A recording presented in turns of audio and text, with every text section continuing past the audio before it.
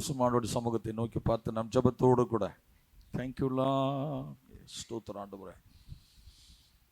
இயேசு நாமம் இயேசு நாமம் இயேசு நாமம் இயேசு நாமம் இயேசு நாமம் இயேசு நாமம் வாழ்கவே. இயேசு நாமம் இயேசு நாமம் இயேசு நாமம் இயேசு நாமம் இயேசு நாமம் இயேசு நாமம் வாழ்கவே. அவநாமமே மதுரமாமே, இயேசு நாமத்தில் சுகமுண்டு. அவநாமமே மதுரமாமே, இயேசு நாமத்தில் சுகமுண்டு. இயேசு நாமம் இயேசு நாமம் இயேசு நாமம் இயேசு நாமம் இயேசு நாமம் இயேசு நாமம் வாழ்கவே. இயேசு நாமம் இயேசு நாமம் இயேசு நாமம் இயேசு நாமம் இயேசு நாமம் இயேசு நாமம் வாழ்கவே. தகப்பனே, எங்களுடைய இருதயத்தின் தியானமும் வாயின் வார்த்தைகளும் சமூகத்திலே பிரீதியாக இருப்பதாக. அல்லேலூயா, ஸ்தோத்திரம். கர்த்தர் நல்லவர். இன்னைக்கு உங்களோடு கூட பேசுவதற்காக எடுத்துக்கொண்ட வேத வசனம் எசேயா தீர்க்கதரிசன புஸ்தகம் அதில் 32வது அதிகாரம் 32 அதில் 2வது வசனத்தை நான் வாசிக்கிறேன். நீங்களும் தேவைப்படும் போது நீங்கள் வாசிங்க, மற்றபடி நீங்கள் பைபிளில் திருப்பிக்கிங்க, நீங்கள் பாருங்கள். இன்னைக்கு இந்த 5வது கான்வெகேஷனுடைய இந்த முதல் நாளின் இந்த மாலை விடையில் தேவன் சபைக்கு கொடுக்குற கர்த்தருடைய வார்த்தை. அவர் சொல்றார், அவர் காற்றுக்கு ஒதுக்காகவும் பெருவெள்ளத்துக்கு புகலிடமாகவும் வறண்ட நிலத்துக்கு நீர்க்கால்களாகவும் விடாய்த்த பூமிக்கு பெரும் கண்மழையிலும் நிழலாக இருப்பார். யாரெல்லாம் நம்புறீங்களோ கையை தட்டியிருக்கலாம். அல்லேலூயா. கர்த்தர் கொடுக்கிற ஒரு வார்த்தை, நம்முடைய பேராயத்துக்கு தேவன் கொடுக்கிற வார்த்தை, நம்முடைய ஸ்தாபனத்துக்கு கர்த்தர் கொடுக்கிற வார்த்தை. அவர் காற்றுக்கு ஒதுக்காகவும் அப்புறம் பெரும் வெள்ளத்துக்கு புகலிடமாகவும் வறண்ட நிலத்துக்கு நீர்க்கால்களாகவும் விடாய்த்த பூமிக்கு பெரும் கண்மழையின் நிழலாகவும் இருப்பார். வசனத்தை மறுபடியும் நான் திரும்ப வாசிக்கிறேன், உங்கள் மனதில் அது பதியணுன்றதுக்காக. முதலாவது சொல்றார், தேவன் நமக்கு ஒதுக்காக இருக்கிறார். முதலாவது ஆண்டவர் நமக்கு ஒதுக்காக இருக்கிறார். ரெண்டாவது நீர்க்கால்களாக இருக்கிறார். மூணாவது நமக்கு நிழலாக இருக்கிறார், அவர் புகலிடமாக இருக்கிறார். அல்லேலூயா. ஆண்டவர் ஒதுக்காக இருக்கிறார், புகலிடமாக இருக்கிறார், நீர்க்கால்களாக இருக்கிறார். நாலாவது சொல்றார், அவர் நமக்கு கண்மழையின் நிழலாக இருக்கிறார். கரங்களை நல்ல மேலே வச்சு தட்டி கர்த்தருக்கு ஸ்தோத்திரம். அல்லேலூயா. ஒரு வாழ்க்கையில நிறைய நேரத்தில் நம்ம சாதாரணமாக இதனுடைய முதல் பகுதி முதல் வசனத்தை எடுத்துக்கொள்ளும் பொழுது அவர் காற்றுக்கு ஒதுக்காக இருக்கிறார். நம்ம நிறைய நேரத்தில் நினைக்கிறோம், காற்று நம்மளை என்ன பண்ணும் நம்ம நினைக்கிறோம் இல்லைங்களா? காற்று நம்மளை என்ன பண்ணும் அப்படின்னா என்ன பண்ணும் நீங்களே சொல்லுங்க. உங்கள் திண்டுக்கல் மாவட்டத்தை என்ன பண்ணுது? ஒரு காற்று அடிக்குது, ஒரு பெருங்காற்று அடிக்குது, என்னெல்லாம் நடக்கும்? மரம் எல்லாம் சாயும், மின்கம்பெல்லாம் என்ன ஆயிரும்? விழுந்துடும், மின்சாரம் துண்டிக்கப்படும், கூரைகள் எல்லாம் என்ன செய்யும்? பிச்சுட்டு பறக்கும். அப்புறம் பலவீனமான ஆட்களும் ரோட்டில் தானாக நடந்து போவாங்க. ஆமென், அல்லேலூயா. ஸோ எல்லாமே நடக்கும். காற்று வந்துச்சுன்னா எதுவுமே நடக்காதுன்னு சொல்லவே முடியாது. அப்போது ஆண்டவர் சொல்லுகிறார், இந்த காற்றுக்கு எதுவுமே தப்பிக்க முடியாது. காற்று வீசும் பொழுது அது எதன் மீது மோதி அடிக்கிறதோ அவர்கள் அந்த இடத்துல கலங்கடிக்கப்படுவார்கள், அவர்கள் நிலைக்குழிந்து போவார்கள். அல்லேலூயா. பாருங்க, அப்போ இந்த காற்றுக்கு ஆண்டவர் சொல்லுகிற எல்லாமே நிலைக்குழிந்து போனாலும், எல்லாமே அழிந்து போனாலும், எல்லாமே பறந்து போனா கூட ஆண்டவர் சொல்லுகிறார், கர்த்தரை நம்புகிற உங்களுக்கும் எனக்கும் தேவன் ஒதுக்காக இருக்கிறார். அல்லேலூயா. ஒரு காற்று வரும் பொழுது நேரா ஒரு இடத்துல மோதும் போது நம்ம தப்பிக்கவே முடியாது. ஒரு சுழல் காற்றாக இருக்கலாம், அது புயல் காற்றாக இருக்கலாம், அது பெருங்காற்றாக இருக்கலாம். எந்த காற்று அடித்தாலும் அந்த காற்றுக்கு நடுவில் சிக்கினவர்கள் நிச்சயமாக தப்பிக்க முடியாது. பாதிப்பு என்ன செய்யும்? ஏற்படும். ஆனால் ஆண்டவர் உங்களையும் என்ன பண்ணுவாருன்னா, அந்த காற்றடிக்கிற திசையிலிருந்து நம்மளை பாதிக்காதபடி அப்படியே ஒதுக்கி ஒரு பாதிப்பில்லாத ஒரு இடத்துல சேஃபா ஆண்டவர் உங்களையும் என்னையும் கர்த்தர் வைக்க வல்லவராயிருக்கிறார். ஒருவேளை இது நான் சொல்றது இயற்கையில அந்த காற்றுக்காக நான் சொல்லிக்கிட்டு இருந்தாலும் கூட, வாழ்க்கையிலும் பல நேரத்தில் நிறைய காற்றுகள் நம்ம மேல வீசுது. அல்லேலூயா. வறட்சி என்கிற காற்று வீசுகிறது, பிரச்சனை என்கிற காற்று நம்ம வாழ்க்கையில வீசுது, குழப்பம் என்கிற காற்று நம்ம வாழ்க்கையில வீசுது, எத்தனையோ ஒரு இல்லாமை என்கிற ஒரு பெரிய காற்று நம்ம வாழ்க்கையில வீசுது. இதுலெல்லாம் நிறைய குடும்பங்கள் நிலை கொழிந்து போய் விடுகிறார்கள், நிறைய குடும்பங்கள் காணாம போயிடுறாங்க. நிறைய குடும்பம் ஒரு காற்று, ஒரு சண்டை, பிரச்சனை, வாக்குவாதம் என்கிற காற்று குடும்பத்துக்குள்ளே வரும் பொழுது அந்த குடும்பங்கள் இன்றைக்கு குடும்பமாக இல்லாம பிரிந்து போகக்கூடிய பல சூழ்நிலைகளை பார்க்கிறோம். இதெல்லாம் என்னது? எதிர்பாராமல் வீசக்கூடிய இது போன்ற காற்றுகள் ஒரு மனிதனுடைய வாழ்க்கையிலும் பல பாதிப்புகளை ஏற்படுத்துகிறது. அல்லேலூயா, அல்லேலூயா. ஏன்னா அந்த காற்றுகள் எது வந்தாலும் சரி, தேவன் உங்களையும் என்னையும் அதிலிருந்து ஒதுக்கி வச்சு பாதுகாத்து, அந்த காற்றுக்கு எதுவுமே அழிஞ்சு போகாம, பிரிஞ்சு போகாம, முறிஞ்சு போகாம உங்களையும் என்னையும் இந்த இடத்துல கர்த்தர் நிறுத்தி வைக்கிறார் என்று சொன்னால், அதுதான் தேவன் நம்ம கொடுத்திருக்கிற மிகப்பெரிய பலம். ஆமென். பாருங்க, சில நேரத்தில் விசுவாசத்துக்கு ஒரு காற்று வரும். என்ன வரும்? விசுவாசத்துக்கு. நான் விசுவாசிக்கிறேன், கர்த்தரை விசுவாசிக்கிறேன், அவர் உண்டு என்றும் அவரை தேடுகிறவர்களுக்கு பலனளிக்கிறார் என்றும் நான் என்ன பண்றேன்? விசுவாசிக்கிறேன். விசுவாசம் என்றால் என்ன? முதல்ல அவர் இருக்கிறார் என்றதை நம்பணும், அதுதான் விசுவாசம். மூணாவது, அவரை தேடும் போது எனக்கு என்ன கொடுப்பார்? நன்மை கொடுப்பார் என்பதிலே நாம சந்தேகப்படாமல் இருக்கணும். ஆக இந்த விசுவாசம் எனக்கு இருக்கு, உங்களுக்கு இருக்கு. ஆனால் இந்த விசுவாசத்துக்கு சில நேரங்களில் சோதனை என்கிற காற்று வரும் பொழுது அந்த விசுவாசம் நிலை குலைந்து போய்விடுகிறது. அல்லேலூயா. நம்முடைய ஜெப வாழ்க்கை சீரா சிறப்பா நம்ம ஜெபம் பண்ணிட்டு இருக்கிறோம். சில நேரங்களில் சில காட்சிகள் வரும் பொழுது கர்த்தருக்கு ஸ்தோத்திரம், நம்முடைய ஜெப வாழ்க்கை அங்க சிதைந்து போய் விடுகிறது. நம்முடைய ஜெப வாழ்க்கை அந்த நேரமே இல்லாம போயிருது. ஜெபம் என்கிற வாசனையே நமக்கு பல நேரத்தில் இல்லாம போயிருது. ஏன்னு சொன்னா, ஜெபிச்சு என்னங்க பிரயோஜனம்? ஜெபம் பண்ணவே முடியல, அவ்வளவு மன அழுத்தம், அவ்வளவு மன பாரம், மன பிரச்சனை, என்னால் என்ன செய்ய முடியல? ஜெபிக்க முடியல. ஏதோ ஒரு பிரச்சனையின் காற்று நம்முடைய ஜெப வாழ்க்கையை மோதி அடித்து கொண்டிருக்கிறது. நான் கட்டமைத்திருந்த ஜெப வாழ்க்கை இன்றைக்கு சிதைந்து போயிருக்கிறது என்று சொன்னால், ஆண்டவர் சொல்லுகிறார், அப்படியெல்லாம் இனி நடக்காதபடி அந்த மாதிரி சூழ்நிலைகளில் உங்கள் விசுவாசத்தை காத்துக்கொள்வதற்கு, உங்களுடைய ஜெப வாழ்க்கையை காத்துக்கொள்வதற்கு, நீங்கள் தினமும் தியானிக்கிற வேத தியான நாட்களை, நேரங்களை தேவன் பாதுகாத்துக் கொள்வதற்கு கர்த்தர் உங்களை எல்லா பிரச்சனையிலிருந்து ஒதுக்கி உங்களை பாதுகாப்பேன் என்று சொல்லி கர்த்தர் நமக்கு வாக்கு கொடுக்கிறவராக இருக்கிறார். ஹல்லேலூயா, ஹல்லேலூயா. நீங்க அப்படியே யோபின் புஸ்தகத்துக்குள்ள நீங்க வந்துருங்க. யோபின் புஸ்தகத்துல 1ஆம் அதிகாரத்தினுடைய 19வது வசனத்தை பார்த்தீங்கன்னு சொன்னா, நமக்கு எல்லாம் தெரிந்த வேத பகுதிகள் தான், எதுவுமே புதுசு கிடையாது. அவன் சொல்றான், யோபு ஒரு இடத்துல இருக்கிறான், ஒரு வேலைக்காரன் சொல்றான், ஒரு வேலைக்காரன் யோபு கிட்ட சொல்ற ஒரு ஸ்டேட்மெண்ட் அது, வனாந்திர வழியாய் பெருங்காற்று வனாந்திர வழியாய் பெருங்காற்று அந்த வீட்டின் 4 மூலையிலும் அதை அடிக்க, அது பிள்ளைகளின் மேல் விழுந்ததினாலே அவர்கள் இறந்து போனார்கள். நான் ஒருவன் மாத்திரம் தப்பி அதை உமக்கு அறிவிக்கும்படி வந்தேன் என்றான். ஹல்லேலூயா. நல்லா பாருங்க, நம்ம சொல்ற காற்று அப்படின்றது சாதாரணமானது அல்ல. யோபினுடைய பிள்ளைகள் எல்லாரும் மடிந்து போவதற்கு காரணமே ஒரு காற்று தான். அந்த காற்று பிள்ளைகள் இருந்த அந்த வீட்டினுடைய ஒரு பக்கம் அடிக்கல, 2 பக்கம் அடிக்கல, எத்தனை பக்கம் அடிச்சது? 4 பக்கம் அடிச்சது. ஹல்லேலூயா, ஹல்லேலூயா சொல்லுங்க. இங்க காத்து அடிச்சுச்சேன்னு தெரியல. ஒரு 4 பக்கம் என்ன வந்தது? காத்து அடிச்சது. காத்து அடிச்சோன்னு அந்த காத்துக்கு அந்த வீடு என்ன செய்யல? நிக்கல. அந்த வீடு நிக்கல.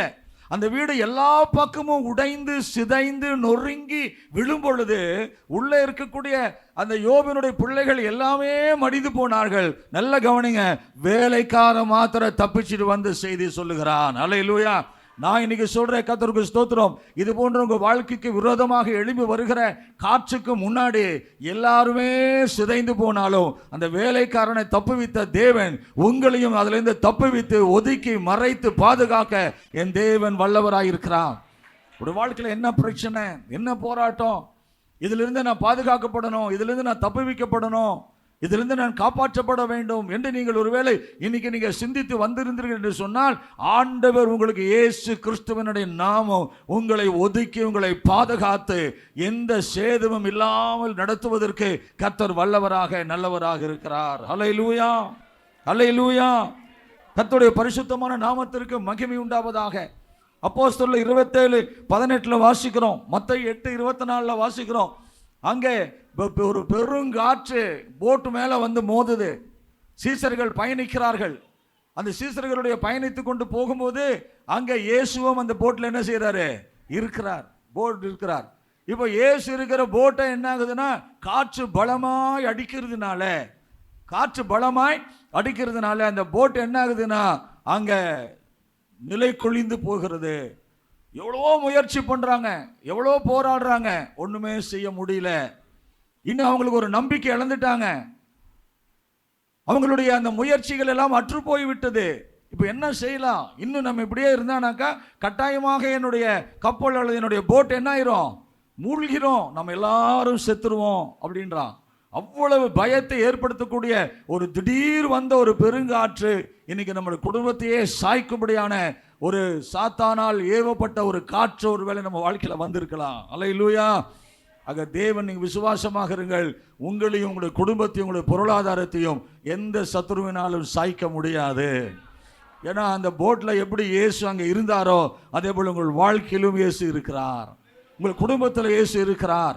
உங்களுடைய தொழிலில் இயேசு இருக்கிறார். உங்கள் வேலை ஸ்தலத்தில் இயேசு இருக்கிறார். உங்களுடைய படிப்பில் இயேசு இருக்கிறார். உங்களுடைய ஊழியத்தில் இயேசு இருக்கிறார். உங்களுடைய தரிசனங்களிலே திட்டங்களிலே இயேசு இருக்கிறார். நீங்கள் விரும்புகிற எல்லா நன்மைக்குரிய காரியத்திலும் இயேசு இருக்கிறார். கையை தலைக்கு மேலே வச்சு தட்டு ஒரு தட்டை கர்த்தருடைய நாமத்தை நாம் மகிமைப்படுத்துவோம். ஹல்லேலூயா. அந்த போட்டை அப்படியே மூழ்கிறோம். அவனுக்கே நம்பிக்கை போயிடுச்சு. என்னென்னலாம் முயற்சி பண்ண முடியுமோ அத்தனை முயற்சியை செஞ்சாங்க. நம்மளும் சில நேரத்தில் நான் அழிஞ்சிடக்கூடாது, ஒளிஞ்சிடக்கூடாது, இதில் சேதம் அடைஞ்சிடக்கூடாது, இதில் தலை குனிஞ்சு போயிடக்கூடாது, இதில் வெக்கப்பட்டு அவமானப்பட்டுறக்கூடாது, எப்படி ஆகிடுச்சு ஆண்டவர் என்ன செய்யணும், பாதுகாக்கணும்னு சொல்லி எல்லா முயற்சியும் எடுக்கிறோம். ஆனால் எல்லா முயற்சி அற்று போன உடனே இந்த சீசர்களை போல ஆண்டவரை தட்டி எழுப்பி, ஆண்டவரே நாங்கள் மடிந்து போவது உமக்கு பிரியமா, ஹல்லேலூயா, மடிந்து போவது உமக்கு பிரியமா என்று அங்கே ஆண்டவரை தட்டி எழுப்புறாங்க. பல நேரத்தில் நம்ம என்ன பண்றோம்னா எல்லா முயற்சியும் எடுக்கிறோம். பிரச்சனைங்கிற காற்று வரும் பொழுது, எல்லா சேதத்துக்கான காற்றுகள் நம்ம மேலே மோதி அடிக்கும் பொழுது எல்லாம் அதை தடுக்கிறோம், இதை தடுக்கிறோம், அதில் முயற்சி பண்ணுறோம், இதில் முயற்சி பண்ணுறோம். 4 பக்கமும் வாழ்க்கையில் யோபுவினுடைய பிள்ளைகள் இருந்த வீட்டு மேலே மோதுற மாதிரி வாழ்க்கையில் மோதுது. வாழ்க்கையில் மோதி நிலைக்குள்ளேயே செய்கிறது. கடைசியில் எல்லாத்தையும் இழந்துட்டு கடைசியில் தான் இயேசுவே அப்படின்றோம். ஹல்லேலூயா. அந்த போட்டில் போனவங்க வந்து என்ன பண்ணாங்க, அந்த போட்டில் இருக்கிறவங்களுடைய சாப்பாடு பொருளெல்லாம் தூக்கி கடலில் என்ன பண்ணாங்க, போட்டாங்க. பாரமான சுமைகள் எல்லாம் தூக்கி என்ன பண்ணாங்க, கடலில் தூக்கி போட்டாங்க. இன்னும் தூக்கி போடுறதுக்கு ஒன்றுமே இல்லை. ஒரு போட்டு இவங்களும் மட்டும் தான் என்ன பண்ணுறாங்க, நிற்கிறாங்க. அப்போது வேறு வழியே இல்லை, இயேசுவை நோக்கி கூப்பிடுறாங்க. பல நேரத்தில் நம்ம வாழ்க்கையில் நம்ம முதல்லையே இயேசுவை கூப்பிட்டுட்டானாக்கா எந்த சேதாரமும் இல்லாமல் உங்களையும் என்னையும் தேவன் காப்பாற்ற வல்லவராக இருக்கிறார்.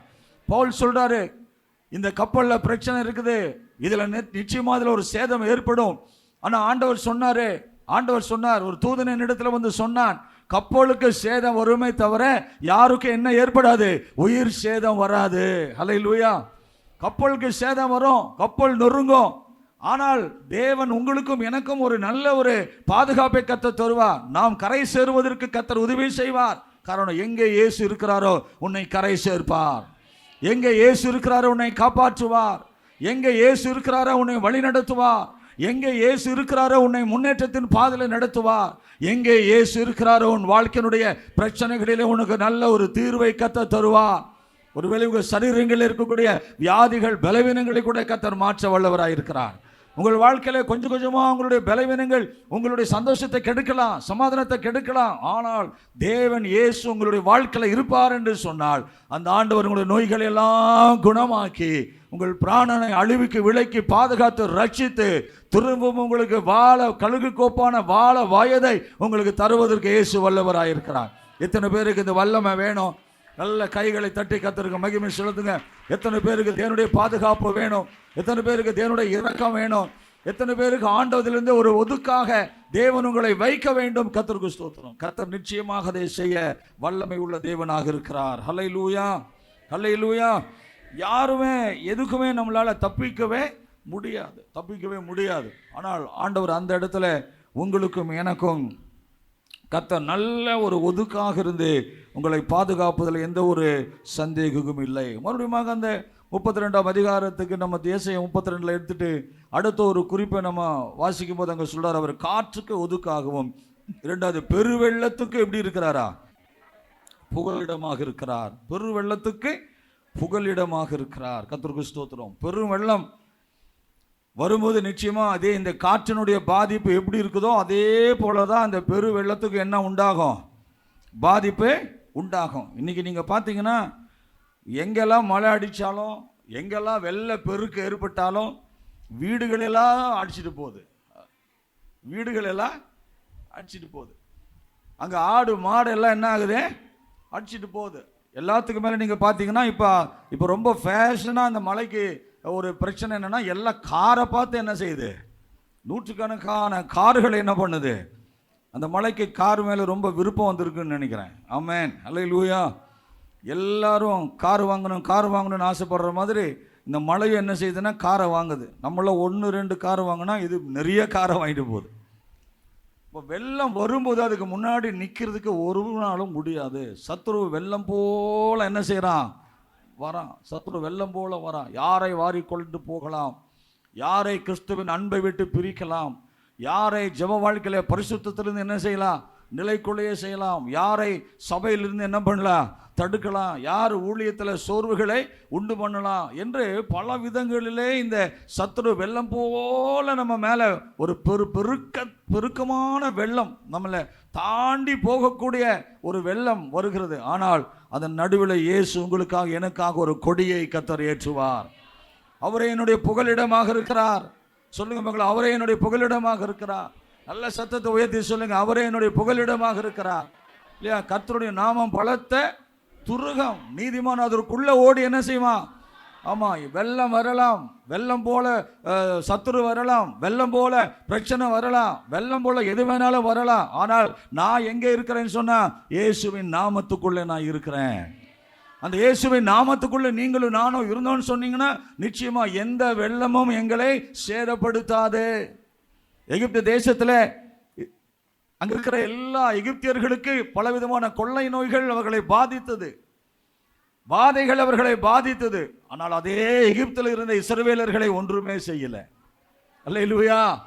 ஏன்? எகிப்துக்கு வரும்போது எகிப்தில் இருக்கிற எல்லாருக்கும் வர வேண்டியது தானே. பட் அவர்கள் கோசேன் என்கிற ஒரு நாட்டில் கர்த்தர் அவர்களை கொண்டு போய் வைத்தார். அப்போ ஆண்டவர் எங்க வச்சாரோ அந்த தேசத்துல இருக்கும்போது அந்த தேசத்துக்குள்ள பாலான எந்த பிரச்சனையும் வராது, எந்த பால் கடிப்பும் வராது, எந்த அழிவும் வராது, எந்த நாசமோசமும் வராது. ஏன்னா கர்த்தரே அதுக்கு பாதுகாப்பாக இருக்கிறார். கர்த்தரே அதனுடைய புகலிடமாக இருக்கிறார். ஹல்லேலூயா. கருமையான தேவ பிள்ளை, உன்னுடைய வாழ்க்கையில அது எப்படி பாஸ்டர்? வெள்ளம் வரும்போது எல்லாரையும் தானே வாரிக்கிட்டு போகும் அப்படின்னு நம்ம நினைக்கிறோம். நீ கிறிஸ்துவுக்குள்ள விசுவாசத்தோட புகலிடத்துக்குள்ள சரியான எல்லை கோட்டுக்குள்ள சரியான வளையத்துக்குள்ள நீங்களும் நானும் இருந்தோன்னு சொன்னாக்கா எல்லாரையும் வாரிட்டு போக உண்மைதான். ஆனால் உங்களை மட்டும் விட்டுட்டு போயிடும். ஆமென், அல்லேலூயா. ஆண்டவர் தெரியும். யோனாவை தூக்கி கடல்ல போட்டாங்க. ஒரு மீனுக்கு ஆண்டவர் கட்டளையிட்டார். அது எந்த பெருங்கடல்லேருந்து வந்துச்சுன்னு தெரியல. அங்கிருந்து வந்து டிராவல் பண்ணி வந்து இந்த யோனாவை என்ன பண்ணுச்சு? முழுங்கிட்டு மறுபடியும் டிராவல் பண்ணிட்டு வருது. எங்கே டிராவல் பண்ணுது? தர்சீசுக்கு போகிறவன முழுகிச்சு. திருப்பி நினைவேக்குள்ளே வரணும். நினைவேக்குள்ளே வரணும்னா எவ்வளோ டிராவல் பண்ணிட்டு வந்திருக்கு பாருங்க. அப்போ சயின்டிஸ்ட் சொல்கிறாங்க, அந்த மீனுக்கு ஒரு காற்றை அடக்கி கொள்ளக்கூடிய ஒரு பெரிய ஒரு வெற்றிடம் அந்த மீனுக்குள்ள இருக்குதான். பெரிய மீன்களுக்கு, திமிங்கலம், அதாவது நீல திமிங்கலம் என்கிற ஒரு வகையான மீன்களுக்கு அதனுடைய உறுப்புகளிலே பெரிய காற்றை தனக்குள்ளே உள்ளடக்கிக்கொள்ளிய ஒரு பகுதியை ஆண்டவர் அங்கே இயற்கையாகவே அதுக்கு படைத்து வைத்திருக்கிறார். அப்போ யோனா எங்கே இருந்தான்னு சொன்னால் அந்த ஆக்சிஜன் உள்ள இடத்துல தான் யோனாவை பத்திரமாக வைத்து கொண்டு வந்தது. கரங்களை நல்ல மேலே வச்சு தட்டி புகலிடம். ஹல்லேலூயா. புகலிடம். சகோதரனே, சகோதரியே, உன் வாழ்க்கையில நீ யாரை நம்புற எனக்கு தெரியல. யாரை நம்பி வாழ்க்கை இருக்குன்னு தெரியல. இயேசுவை முழுமையாக நம்பினாள். இயேசுவின் மீது முழுமையாக நம்பிக்கை வைத்திருந்தாள். தேவன் மீது அவர் இருக்கிறார் உண்டென்று அவரை நீ விசுவாசித்து, அவர் என்னை தேடுகிறவர்களுக்கு நன்மை அளிக்கிறார், பலன் அளிக்கிறார் என்று நீ முழுமையாக நிச்சயித்து கொண்டிருக்கிற ஒரு வாழ்க்கையாக இருந்தால், உன் வாழ்க்கையில் எது உன்னை விழுங்கினாலும், எது உன்னை மேலே புரண்டு போனாலும், எது உன் மேலே உருண்டு போனாலும் உங்களை ஒன்றுமே செய்யாது. ஏன்னு சொன்னால் உங்களுக்கு ஒரு கவசம் யாருன்னு சொன்னால் இயேசுவினுடைய நாமம் உங்களுக்கு ஒரு புகலிடமாக, இயேசுவின் நாமம் உங்களை பாதுகாப்பு அரணாக, இயேசுவின் நாமம் உங்களுக்கு ஒரு அடைக்கலமாக இருக்கிறார். அதான் இந்த நாளிலே கர்த்தர் உங்களுக்கும் அதுதான் வாக்காக கொடுக்கிறார். எனக்கு அருமையான தேவ பிள்ளையே, உன் வாழ்க்கையில் பிரச்சனை தலைக்கு மேலே போயிடுச்சு பாஸ்டர், ஒன்றுமே செய்ய முடியல, என்ன செய்யணும்னே தெரியல, என்ன முடிவு எடுக்கணும்னே தெரியல, அதில் நாங்கள் கலங்கி போய் நிற்கிறோம், எங்களுக்கு எந்த ஆலோசனையும் இல்லை அப்படி, அந்த ஒன்றுமே நீ செய்ய வேண்டாம், இயேசுவண்டை வந்து சரண் அடைஞ்சிருங்க. கர்த்தருக்கு ஸ்தோத்திரம். நம்ம ரட்சிக்கப்பட்டவர்கள் கூட சில நேரத்தில் எல்லா நேரமும் இயேசுவை தட்டி எழுப்புறது இல்லை. தேவை வரும்போது என்ன பண்ணுறோம்? இயேசுவை தட்டுறோம். பல நேரத்தில் இயேசுவை விட்டுறோம். ஆனால் ஆண்டவர் சொல்லுகிறார், பெருவெள்ளத்துக்கு நான் உனக்கு எப்படி இருக்கிறேன்? புகலிடமாக நான் இருக்கிறேன். ஹல்லேலூயா, ஹல்லேலூயா. கர்த்தர் நம்முடைய வாழ்க்கையில் பெரிய காரியங்களை செய்வார். மத்தேயு 7:25 நீங்கள் வாசிக்கும் போது, யோபின் புஸ்தகம் 26:16 வாசிங்க. அந்த வசனத்தை விட்டுருங்க. யோபின் புஸ்தகம் 22:16 அதில் மிக தெளிவாக சொல்றாரு பாருங்க. 22:16 கால வரும் முன்னே அவர்கள் என்ன பண்ணார்கள்? வாடி போனார்கள். அவருடைய அஸ்திபாரத்தின் மேல் என்ன வந்ததா? வெள்ளம் வந்து புரண்டுதான். எதன் மேல வந்தது? அஸ்திபாரம். அஸ்திபாரமே நிலை குலைஞ்சு பின்னாடி மேலே கட்டடம் எப்படி நிற்கும்? அஸ்திபாரத்துக்கே பிரச்சனைன்னு சொன்னால் மேலே தளம் எப்படி நிற்கும்? அது மேலே கட்டி எழுப்பப்படுகிற வாழ்க்கை எப்படி நிற்கும்? அது மேலே கட்டி எழுப்பப்படுகிற எந்த ஒரு காரியமும் என்ன செய்யாது? நிற்காது. இருக்கிற இடமே அடையாளம் தெரியாத அளவுக்கு இந்த வெள்ளம் ஒரு மனிதனையோ, ஒரு பொருளையோ, ஒரு இயற்கையோ, ஒரு பூமியோ, அது போகிற பாதையில் எல்லாத்தையும் மாற்றி அழிச்சிட்டு போகிற மாதிரி இன்னைக்கு போகிற போக்கில் தேவ பிள்ளைகளுடைய வாழ்க்கை, விசுவாசம், ஜெபம், பரிசுத்தம், உண்மை, தன்மை, இது எல்லாத்தையும் சோதனை என்கிற வெள்ளமாக இருக்கலாம், வியாதி என்கிற வெள்ளமாக இருக்கலாம், அல்லது பொருளாதாரம் என்கிற வெள்ளமாக இருக்கலாம், அல்லது வேலை வாய்ப்பு அல்லது படிப்பு என்ற எந்த ஒரு பிரச்சனைகளில் நம்ம இருந்தாலும் கூட அப்படியே நம்மளை அழிச்சிடும். ஆனால் கர்த்தருக்குள்ளே நம்ம இருந்தோம் என்று சொன்னால் ஆண்டவர் உங்களையும் என்னையும் நிச்சயமாக கர்த்தர் பாதுகாப்பா. அல்லேலூயா. யோசேப்பினுடைய வாழ்க்கை எடுத்துக்கிட்டிங்கன்னா, யோசேப்பு என்ன படிச்சிருப்பாரு சொல்ல முடியாது. பார்வோனுக்கு முன்னாடி நிற்கும் போது அவனுக்கு 30 வயசுன்றாங்க. அதுக்கு முன்னாடி அவன் சிறைச்சாலையில் இருக்கிறான், எங்கெங்கேயோ இருக்கிறான். அப்போ அவன் வயசு சின்ன வயசில் அவன் என்ன செய்யப்பட்டிருக்கிறான்? பிடித்து கொண்டு போகப்பட்டிருக்கிறான். அவன் எங்கே படித்தான், என்ன செஞ்சானே தெரில. ஆனால் ஒரு தேசத்தையே ஆளக்கூடிய ஒரு ஞானத்தை கர்த்தர் அவருக்கு கொடுத்தார் என்று சொன்னான். அல்லேலூயா. ஒரு தேசத்தையே ஆளக்கூடிய, அதுவும் இது நெருக்கடியான காலத்தில் ஆளக்கூடிய ஒரு ஆளுமையை கர்த்தர் கொடுத்தார் என்று சொன்னால், சாதாரணமான எல்லாமே நல்லா இருக்குது, எல்லாமே தேவையான அளவுக்கு பணம் இருக்குது, தேவையான அளவுக்கு அன்பு இருக்குது, தேவையான அளவுக்கு ஆரோக்கியம் இருக்குது, தேவையான அளவுக்கு வாசல்கள் திறக்கப்பட்டிருக்குது, நம்ம அதில் ஆளுகை செய்யலாம், பிரச்சனையே இல்லை. ஆனால் பஞ்ச காலத்தில் நெருக்கடியான பஞ்ச காலத்தில் அந்த தேசத்தை அவன் பாதுகாக்கக்கூடிய ஞானத்தை கர்த்தர் கொடுத்தார் என்று சொன்னால், கர்த்தருடைய ஆவியானவர் யோசேப்போடு கூட இருந்தார். ஹல்லேலூயா. இன்னைக்கு ஆண்டவர் உங்களுக்கும் எனக்கும் எவ்வளவு பெரிய சூழ்நிலைகளிலும் எங்களை பாதுகாத்து அவரால் நடத்த முடியும் என்கிற அந்த நம்பிக்கையை நீங்களும் நானும் வைத்துக் கொள்ள வேண்டும். ஆமென். ஹல்லேலூயா. அதே யோபில் 3ஆம் அதிகாரத்தில் ஒரு வசனம் இப்படி சொல்லுகிறது. 3ஆம் அதிகாரம் 24வது வசனத்தில், என் போஜனத்துக்கு முன்னே எனக்கு பெருமூச்சு உண்டாகிறது, என் கதறுதல் வெள்ளம் போல புரண்டு வருகிறது என்றார். இதுக்கு நிறைய நேரத்தில் நம்முடைய கதறுதல் எப்படி இருக்குது? வெள்ளம் போல இருக்குது. அந்த கதறுதலில் நம்முடைய வாழ்க்கை சீர்குலைந்து போய் விடுகிறது. விசுவாசத்தை விட்டுறோம், நம்பிக்கை இழந்துடுறோம்.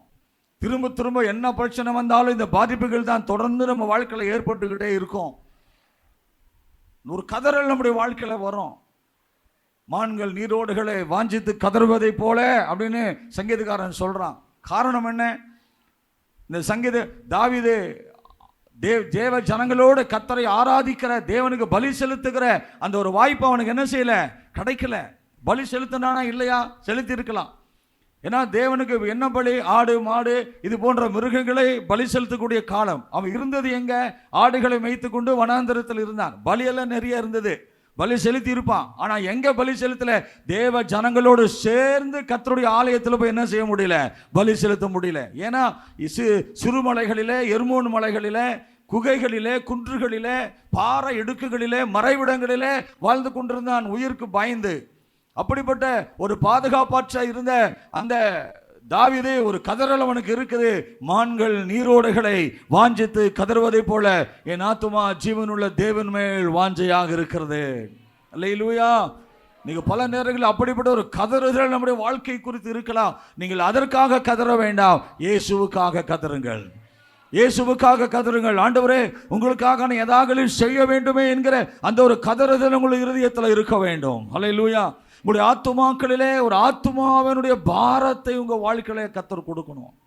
உங்க கண்கள் குளமாகனால் நலமா இருக்குன்றாரு. உங்கள் கண்கள் குளமானால் நலமா இருக்கும். நம்ம எப்போ அழுறோம்? வெங்காயம் உரிக்கும் போது அழுகிறோம் இல்லையா? எப்போ அழுகிறோம்?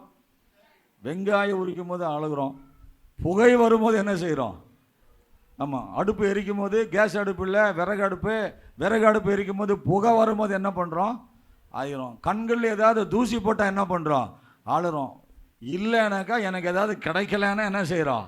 ஆளுறோம். இந்த அழுகையெல்லாம் ஆண்டவர் அழுறதுக்காக உங்கள் கண்ணில் கண்ணீரை தரல. கண்ணீருக்கு மிகப்பெரிய வலிமை இருக்கிறது. அல்லேலூயா. இயேசுவே கண்ணீர் விட்டார்னு பைபிள் சொல்லுது. இயேசுவே என்ன பண்ணார்? கண்ணீர் விட்டார். லாசருவை குறித்து சொல்லும் பொழுது இயேசு கண்ணீர் விட்டார் என்கிற வசனம் இருக்கிறது. அப்போ அந்த கண்ணீரில் சாதாரணமான கண்ணீரில் லாசரு 4 நாள் ஆன பின்னாடி அவர் உயிரோடு எழுப்பக்கூடிய கண்ணீரின் வல்லமை அன்றைக்கு அது இருந்தது. கரங்களை தட்டி கர்த்தருக்கு ஸ்தோத்திரம். ஹல்லேலூயா. இயேசு ஏன் 4 நாள் பொறுத்து அந்த லாசரு எழுப்பினார்? ஏன் உடனே ஆண்டவர் போலனா? யூதர்களுக்கு ஒரு நம்பிக்கை இருந்தது. ஒரு மனுஷன் உயிரோடு வரணும்னா 3 நாட்களுக்குள்ள என்ன ஆயிரணும்? வந்துடணும். 3 நாட்களுக்குள்ள உயிரோடு கூட வந்துடணும். 3 நாள் தாண்டிச்சுன்னா யாரும் என்ன செய்ய முடியாது?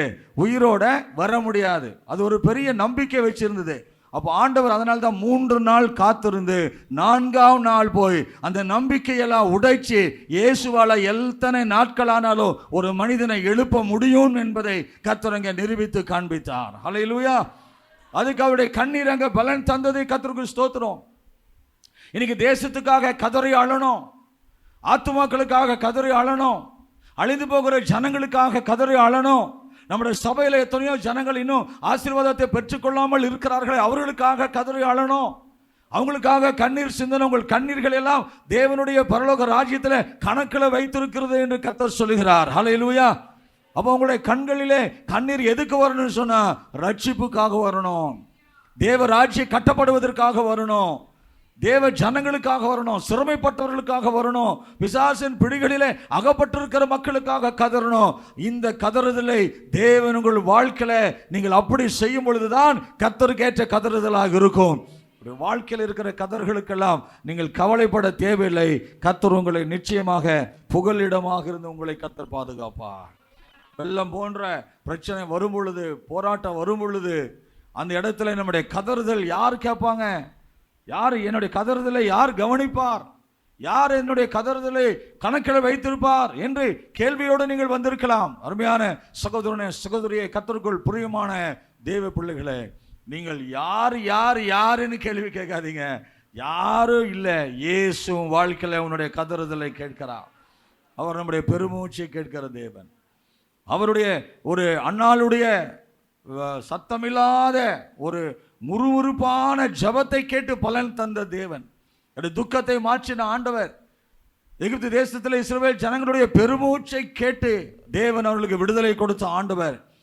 நீ வேண்டிக் கொள்வதற்கு முன்னதாகவே உனக்கு இன்னது தேவை என்பதை அறிந்து உன் ஜபத்துக்கு பதில் தருகிற தேவன் இன்னைக்கு உங்களோட என்னோடு கூட கர்த்தர் இருக்கிறார். அவரே என்னுடைய புகலிடம். சொல்லுங்க, அவரே என்னுடைய புகலிடம். அல்லேலூயா. அவரே என்னுடைய புகலிடமாக இருக்கிறார். ஆகவே நீங்கள் உங்கள் வாழ்க்கையில் நீங்கள் எதை குறித்து நீங்கள் கவலைப்பட தேவையில்லை, எதை குறித்து நீங்கள் சிந்திக்க தேவையில்லை. இன்னைக்கு இந்த முதல் நாளிலேயே தேவன் நமக்கோட பேசுகிற அந்த வார்த்தை, அந்த காரியம் நிச்சயமாகவே உங்களுக்கு ஒரு மகிமையான காரியங்களை கர்த்தர் செய்வார். அல்லேலூயா. அல்லேலூயா. எவ்வளவு பேர் சந்தோஷமா இப்போ இருக்கிறீங்க? ஏன்னா நம்ம சந்தோஷம் கடிகாரம் முள்ளில் தான் இருக்குது. இப்போ 7:30 8 இருக்கிற வரைக்கும் சந்தோஷம் எப்படி இருக்கும்? உச்சத்தில் இருக்கும். எங்கே இருக்கும்? நடுப்பகல் வெயில் மாதிரி இருக்கும். அந்த 8 8:30 8:45 அப்படி இப்படி இப்படி 8 தாண்டினாலே நமக்கு என்ன ஆகிருப்போம்? அப்படியே நம்முடைய சந்தோஷம் டிகிரி குறைஞ்சிக்கிட்டே வரும். நான் என்ன சொல்கிறேன், நான் வசனத்தை கேட்க கேட்க கேட்க கேட்கதா சந்தோஷம் பெருகிக்கிட்டே இருக்கணும். உலைக்களத்தில் வைக்கப்படுகிற ஒரு இரும்பு அது உள்ள இருக்க இருக்க இருக்க அது என்ன ஆகும்? அதனுடைய உருவம் மாறிக்கிட்டே, தன்மை மாறிக்கிட்டே இருக்கிற மாதிரி உங்கள் வாழ்க்கையிலும் என் வாழ்க்கையிலும் ஸ்பிரிச்சுவலில் ஆவிக்குரிய வாழ்க்கையில் மாற்றத்தை உண்டு பண்ணி கொண்டே இருக்க வேண்டும். அந்த ஒரு நிலை இருக்கும்போது தான் கர்த்தர் உங்களையும் என்னையும் நிச்சயமாக ஆசீர்வதிப்பார், பலப்படுத்துவார். எந்த விதமான பெரு வெள்ளத்துக்கும் நீங்கள் பயப்பட தேவையில்லை.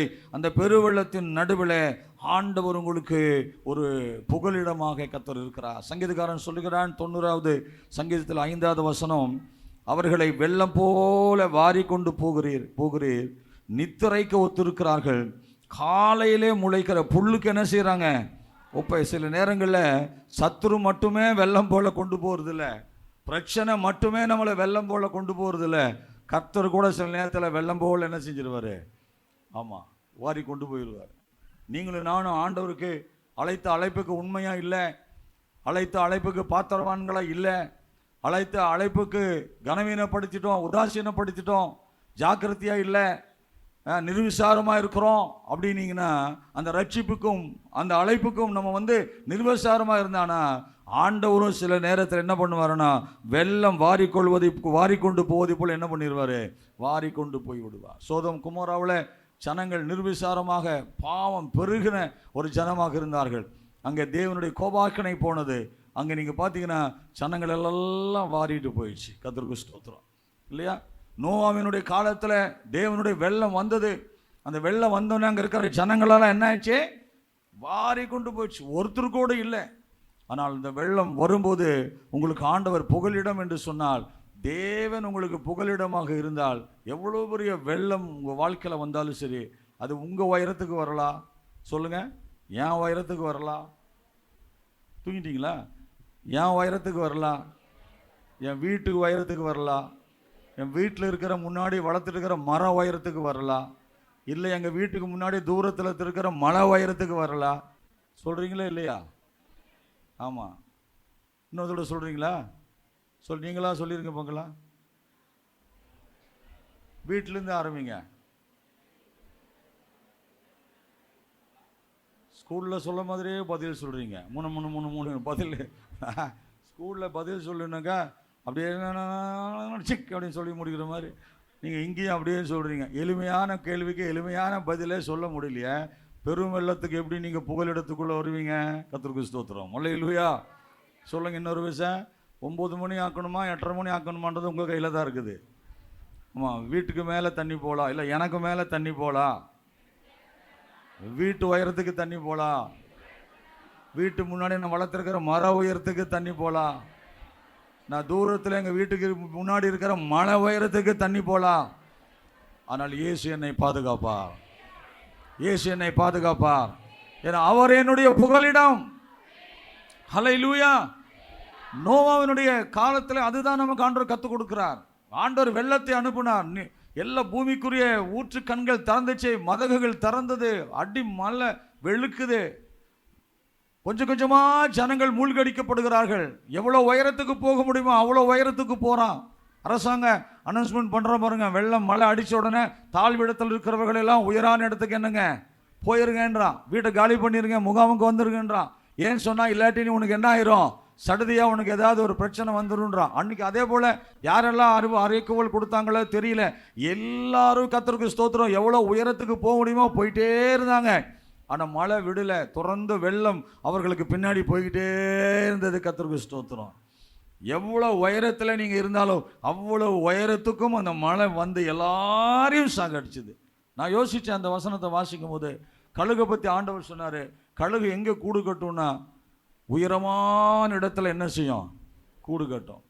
அப்போது அது பறக்கிற உயரத்தை பார்த்தீங்கன்னு சொன்னால் மற்ற பறவைகளை காட்டிலும் ராஜாளி பறவைகள் மிக உயரத்தில் என்ன செய்யும்? பறக்கும். அப்போ அந்த பறவை தப்பிச்சிச்சேன்னா என்ன செய்யல, தப்பிக்கல. அப்படின்னா எந்த அளவுக்கு வெள்ளம் இருந்திருக்குதுன்னு பாருங்க நீங்க, எந்த அளவுக்கு வெள்ளம் இருந்திருக்கும். ஆனால் இவ்வளவு பெருவெள்ளத்தின் மத்தியில கர்த்தர் 8 பேர் என்ன செஞ்சாரு, காப்பாற்றினார். ஹல்லேலூயா. ஆண்டவருடைய புகலிடத்தை நம்பி ஆண்டவருடைய அழைப்பை ஏற்று கர்த்தர் சொன்ன இடத்துக்குள்ள வந்து யாரெல்லாம் அடைக்கலமாக இருந்தார்களோ, இவ்வளவு பெரிய பெருவெள்ளத்துக்கும் கொஞ்சம் கூட எந்த சேதமும் இல்லாமல், உயிர் சேதம் இல்லாம, பொருள் சேதம் இல்லாம, சின்ன உயிரினங்கள் கொண்டு பெரிய மனித உயிரினங்கள் வரைக்கும் கர்த்தர் பாதுகாத்தார் என்று சொன்னால், இது வேற ஒரு புகலிடம் நம்ம வாழ்க்கையில இல்லவே இல்லை. அல்லேலூயா, அல்லேலூயா. பாருங்க, ஆண்டவருடைய கரத்தில் நம்ம வாழ்க்கை ஒப்பு கொடுத்தா கர்த்தரை பாதுகாக்க முடியுமா? இவ்வளோ பெரிய ஆபத்துலேருந்து என்னை ஆண்டவர் என்னை விளக்க முடியுமா, பாதுகாக்க முடியுமானா இதெல்லாம் நம்முடைய சான்றுகளாக இருக்கிறது. இதெல்லாம் நமக்கு முன் உதாரணமாக கொடுத்துருக்கிறார். ஒரு வழக்கு எடுத்துட்டு நீங்கள் கோர்ட்டுக்கு போனீங்கன்னா, கோர்ட்டில் ஒரு தீர்ப்பு கொடுக்குறான்னு சொன்னால் சும்மா ஒரு தீர்ப்பு கொடுக்க மாட்டான். என்ன பண்ணுவான், ஏற்கனவே இந்த வழக்கு சம்பந்தமான ஒரு தீர்ப்பு யாருக்காவது கொடுக்கப்பட்டிருக்கிறதா, அந்த தீர்ப்பு எப்படிப்பட்ட தீர்ப்பாக இருந்ததுன்றது புக்கை எடுத்து ராத்திரியெல்லாம் தேடி கண்டுபிடிச்சி அந்த ஜட்ஜி என்ன செய்வார், படிப்பார்.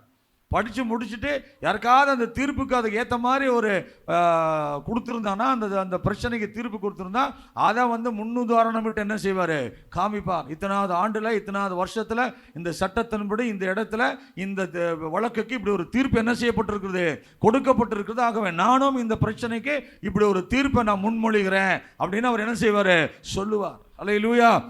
அதே போலதான் நமக்கும் ஆண்டவர் நிறைய முன் உதாரணங்களை கர்த்தர் கொடுத்துக்கிறார். அவர் சொல்றார், இவ்வளவு திரளான சாட்சிகள் நம்மை சூழ்ந்திருக்க, வசனம் சொல்லுது, இவ்வளவு திரளான சாட்சிகள் நம்மை சூழ்ந்திருக்க, பாவமான பாரமான யாவற்றையும் நம்ம என்ன பண்ணணும், தூக்கி போட்டுட்டு விசுவாசத்தை துவக்குகிறவரும் விசுவாசத்தை முடிக்கிறவரும் ஆகிய இயேசுவை வாங்கள், இயேசுவை நோக்கி பாருங்கள். கரங்கள் எல்லாம் தலைக்கு மேலே வச்சு தட்டி, நிறைய பேர் குழந்தைலாம் கையில் வச்சிருக்கீங்க, பரவாயில்ல, தட்டுங்க. கர்த்தருக்கு ஸ்தோத்திரம். ஹல்லேலூயா, ஹல்லேலூயா. கர்த்தர் நல்லவரா கெட்டவரா? ஆமாம், அவரே என் புகலிடம். நீங்கள் சொல்லுங்கள். அதை வந்து அப்படி எப்படி சொல்லணும்னா, நான் சொல்லிக் கொடுப்பேன் மக்களுக்கு, அவரே என்னுடைய புகலிடம். இருங்க அப்படி உப்பு சப்பு இல்லாமல் சொல்லக்கூடாது. எப்படி, அவரே என்னுடைய புகலிடம் அப்படி சொல்லக்கூடாது. சில டிரான்ஸ்லேஷன் எல்லாம் பார்த்தீங்கன்னா பேசுகிறவருக்கே போர் அடிச்சு நிறுத்திடுவார், எங்கடா பேசுகிறோன்னே தெரியாது. இயேசு உன்னை நேசிக்கிறார் அப்படின்னா, ஜீசஸ் லவ்ஸ் யூ அப்படின்னு அவன் அப்புறம் ஏதாவது சொல்லுங்க, ஏதோ ஒன்று அவர் போல்டாக பேசுவார். அவர் ஜீசஸ் லீட்ஸ் யூ அப்படின்னா கர்த்தர் உன்னை நடத்துவார் அப்படின்னா பிரசங்கர் என்ன பண்ணுவார்? இப்போ அந்த மாதிரி கர்த்தனுடைய புகலிடம் அப்படியெல்லாம் சொன்னால் புகலிடமாக இருக்க மாட்டார், புகையிடமாக மாற்றிடுவார். அது ஆண்டவர் புகலிடமெல்லாம் இருக்க மாட்டார். நல்ல அவருடைய புகலிடமான எப்படி சொல்லணும், இயேசுனுடைய புகலிடம், அவரே என்ன தஞ்சம், அவரே என்ன அடைக்கலம். அந்த அந்த அந்த ரத்தத்தோட கலந்து பேசணும். நாடி நரம்பு எலும்பெல்லாம் அங்கே அந்த வார்த்தைக்குள்ளே போகணும். கர்த்தருக்கு ஸ்தோத்திரம். அப்படி அந்த உணர்ச்சி பொங்க நம்ம ஆண்டவரை துதிக்கும் போது அங்கே தான் ஆண்டவர் காரியம். அது சொல்ற பக்தி வைராக்கியம்ன்றார். என்ன பக்தி வைராக்கியம்? நெருப்பு வந்துச்சுன்னா அது நனைஞ்ச ஒரு விறகா இருந்தால் கூட அதை எரித்து சாம்பலாக்கி ஒன்று கறிக்கட்டி ஆக்கிறோம். அது நெருப்பு, அந்த நெருப்பு, அதுதான் பக்தி வைராக்கியம் என்பது. நம்ம வாழ்க்கையில் நமக்கு உலகத்தினுடைய எந்த காரியமாக இருந்தாலும் அது எல்லாத்தையும் தள்ளிட்டு இயேசுவை முன்னாடி நிறுத்துறது தான் பக்தி வைராக்கியம். சாவே வந்தாலும் சரி இயேசுதான். விசுவாசத்தில் சொல்கிறோம், தங்கள் பிள்ளைகளை சாக கொடுத்தார்கள். முடியுமா நம்மளால? தங்கள் பிள்ளைகளை சாக கொடுத்தார்கள். எதுக்கு? ஒரே ஒரு காரணம், அந்த மேன்மையான உயிர்த்தெழுதலை அடைவதற்காக தங்கள் பிள்ளைகளை கண்ணுக்கு முன்னாடி சாக கொடுத்தாங்கன்னா இங்கே தான் வைராக்கியத்தை பார்க்க முடியும். இன்னைக்கு நம்ம வைராக்கியம் எப்படி இருக்குதுன்னு எனக்கு தெரியல. கர்த்தருக்கு ஸ்தோத்திரம். ஹல்லேலூயா. பவுல் சொல்றாரு, என்னை கர்த்தருடைய அன்பையும் என்னையும் அவனுடைய அன்பையும் என்னை விட்டு பிரிப்பவன் யார் என்றார். ஒரு பட்டியலே கொடுக்கிறார். கர்த்தருக்கு ஸ்தோத்திரம். அது இருக்கணும். ஆண்டவர் மேல நம்ம கொண்டிருக்கிற நேச வைராக்கியம் அப்படி எதுவுமே என்ன செய்ய முடியாது, பிரிக்க கூடாது. பணமோ பொருளோ அன்போ உறவோ நட்போ அல்லது வேறு எந்த சூழ்நிலையோ என்ன செஞ்சிடக்கூடாது, பிரிக்க கூடாது. அதுதான் ஆண்டவர் மேல வச்சிருக்கிற வைராக்கியம். அப்படி ஒரு நம்பிக்கை உங்களுக்கு எனக்கு இருந்ததுன்னா எந்த பெருவெள்ளம் வந்தாலும், அது நிஜமான பெருவெள்ளம் வந்தாலும் சரி, வாழ்க்கையில பிரச்சனை என்கிற பெருவெள்ளம் பெருவெள்ளம் வந்தாலும் சரி உங்களை சேதப்படுத்தாமல் ஆண்டவர் உங்களுக்கு புகலிடமாக கர்த்தர் இருப்பார். அல்லேலூயா, அல்லேலூயா. அந்த ஏசாயா தீர்க்கதரிசன புஸ்தகம் திருப்பி நம்ம வந்துருவோம். 32ஆம் அதிகாரத்தில் அந்த 2வது வசனத்தினுடைய 3வது பகுதி பாருங்க. வறண்ட நிலங்களுக்கு எப்படி இருக்கிறாரா? நீர்க்கால்களாக இருக்கிறாரா? கர்த்தருக்கு ஸ்தோத்திரம். முதலாவது ஒதுக்காக இருக்கிறார், 2வது எப்படி இருக்கிறாரு? புகலிடமாக இருக்கிறார். இப்போ ஆண்டவர் சொன்னார் நீர்க்கால்களாக இருப்பேன். எதுக்கு? வறண்ட நிலத்துக்கு அவர் நீர்க்கால்களாக அவர் இருக்கிறார். ஹல்லேலூயா. வறண்ட நிலம், வறண்ட நிலத்தில் எதுவுமே பண்ணவே முடியாது. காலைல கூட பேசியிருந்தோம், வானத்தை பார்த்த பூமி அப்படின்னு சொல்லி. சில பூமியெல்லாம் வாய்க்கா இருக்காது, ஏரி இருக்காது, குளம் இருக்காது, குட்டை இருக்காது, பம்பு செட் இருக்காது, எந்த தண்ணியை நீர்ப்பாசனத்துக்கு சொட்டு நீர்ப்பாசனமும் இருக்காது, எந்த நீர்ப்பாசன வசதியும் அங்கே இருக்காது. ஆனால் அங்கேயும் சிலர் என்ன பண்ணுறாங்கன்னா தங்கள் தானியத்தை விதைக்கிறார்கள். அப்போ அவன் விதைக்கிறவன் இதெல்லாம் இல்லைன்னு தெரிஞ்சு என்ன செய்கிறான்? விதைக்கிறான். ஏன் விதைக்கிறான்னு சொன்னால் அவனுடைய ஒரே நம்பிக்கை வானத்தை பார்த்து தான் விதைக்கிறான். அதுக்கு பேர் தான் வானம் பார்த்த பூமின்றது. விசுவாசிங்க எப்படி இருக்கணும்னு சொன்னால் நீர்க்கால்களை பார்த்து வாழ்கிறவங்க இல்லை, சொட்டு பாசனத்தை பார்த்து வாழ்கிறவங்க இல்லை, வானத்தை பார்த்து வாழக்கூடியவர்கள். உன் வாழ்க்கையில் வறண்டு இருக்கிற உன் வாழ்க்கையை செழிப்பாக மாற்றுவதற்கு தேவனிடத்திலிருந்து ஒரு நீர்க்கால்களை கர்த்தர் அனுப்புவார். அல்லேலூயா. தேவனிடத்திலிருந்து ஒரு நீர்க்கால்கள் தண்ணீரை கர்த்தர் அனுப்ப வல்லவராக இருக்கிறார். அவரால் ஆகாத காரியம் ஒன்றுமே இல்லை. தேவனால் ஆகாத காரியம் ஒன்றுமே இல்லை, ஒன்றுமே இல்லை. நம்ம அதை நம்ம பல நேரங்களில் அந்த வசனங்கள் எல்லாத்தையும் நம்ம அறிக்கை செய்யணும், விசுவாசிக்கணும். நம்ம சும்மா வேத வசனத்தை வெறுமையாக வாசித்துட்டு போனாக்கா நம்ம வாழ்க்கையில் எந்த நன்மையும் நம்மளால் என்ன செய்ய முடியாது? பெற்றுக்கொள்ள முடியாது.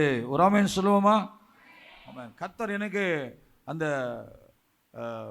வறண்ட நேரங்களில் தவிக்கக்கூடாது, தவிக்கவே கூடாது. உங்கள் நம்பிக்கை இருக்கணும்.